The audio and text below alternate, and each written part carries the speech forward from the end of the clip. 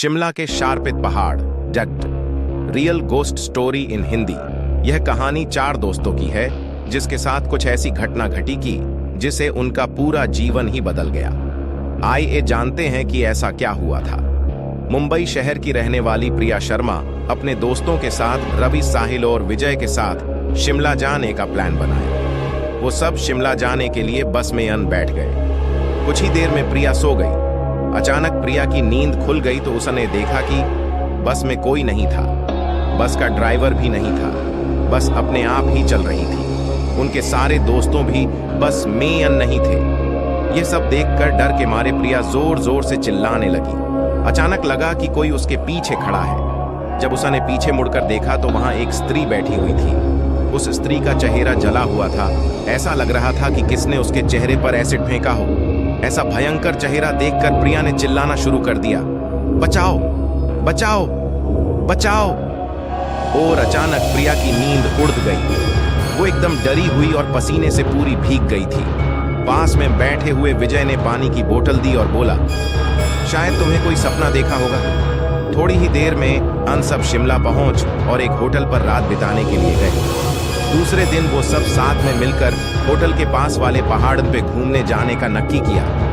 करीबन आधे घंटे में वो सब पहाड़ की सबसे ऊंची शिखर पर पहुंच गए। वहीं से नीचे देखने पर घने लीलेछम पेड़ पौधे काफी सुंदर दिख रहे थे।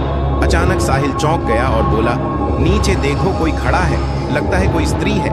विजय और रवि भी देखने लगे लेकिन उन्हें कोई दिख नहीं रहा था और बोले, तू पागल हो गया है क्या? इस घने जंगल में कोई स्त्री कैसे आ सकती है? तुम्हें शायद कोई भ्रम हुआ होगा।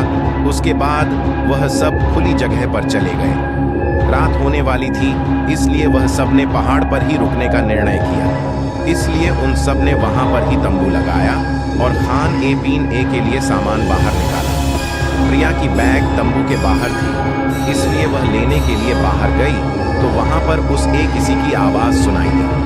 प्रिया उस आवाज की ओर अपनी नजर घूम आती है तो उन्हें सामने से कोई 3 आदमी आते हुए दिख रहे थे।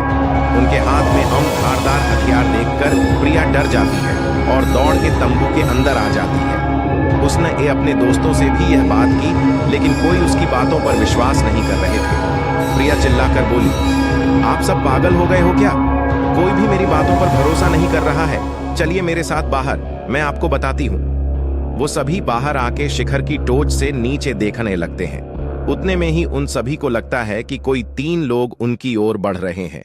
ये सब देखकर वो सभी डर जाते हैं और तुरंत ही अपना अपना सामान समेटने लगते हैं और बढ़ से पत्थर के पीछे जाके छुप जाते हैं। थोड़ी ही देर में वो सब ऊपर आ जाते हैं। प्रिया देख रही है कि उनके हाथ, पैर और सिर आम आदमी जैसे बिल्कुल नहीं थे। वो सब एक जगह पे बैठ जाते हैं और कुछ तांत्रिक विद्या शुरू करते हैं। उनमें से एक आदमी अपनी हाथों की उंगली काट देता है, लेकिन अंधेरे की वजह से उन्हें कुछ भी ठीक से दिखाई नहीं देता है। अचानक उन चारों ने देखा कि एक औरत उन आदमियों के बीच में आके लेट जाती है। कोई नहीं जानता कि आखिर वो औरत वहां पे पहुंची कैसे। प्रिया ने कहा, मुझे कुछ समझ नहीं आ रहा है। आखिर ये सब हो क्या रहा है? मुझे बहुत ही डर लग रहा है। एक के बाद एक वो तीनों उस औरत को सूंघने लगे। वहीं पे अचानक उस औरत ने अपनी उंगली उठाई और हमारी तरफ इशारा करने लगी। हम सब डर गई। वो तीनों उस औरत को छोड़कर हमारी ओर बढ़ने लगे। हम सब पहाड़ी से नीचे होटल की ओर दौड़ने लगे। हमारी आवाज सुनकर वो तीनों हमारी ओर दौड़ने लगे। प्रिया और साहिल सबसे आगे थे और विजय और रवि उनके पीछे दौड़ रहे थे। प्रिया और साहिल होटल तक पहुंच गए लेकिन रवि और विजय का कोई पता नहीं चल रहा था। हमने होटल वालों से उनके बारे में सभी बातें कि तो उन लोगों ने कहा कि उस पहाड़ पे कोई नहीं जाता है। वो पहाड़ शार्पित है। जो भी वहां जाता है वो कभी वापस नहीं आता है। आपकी किस्मत अच्छी थी कि आप अभी जिंदा हैं। लेकिन हमारे दोस्त रवि और विजय कभी भी वापस लौट के नहीं आए। हमने उन्हें ढूंढने का बहुत ही कोशिश की। पुलिस कंप्लेन भी करवाई लेकिन कोई फर्क नहीं पड़ा। दोस्तों, अगर आपको मेरी यह कहानी शिमला के शार्पित पहाड़ real ghost story in Hindi पसंद आई हो तो शेयर जरूर करना। हमारी और भी कहानियां चैनल सब्सक्राइब कीजिए।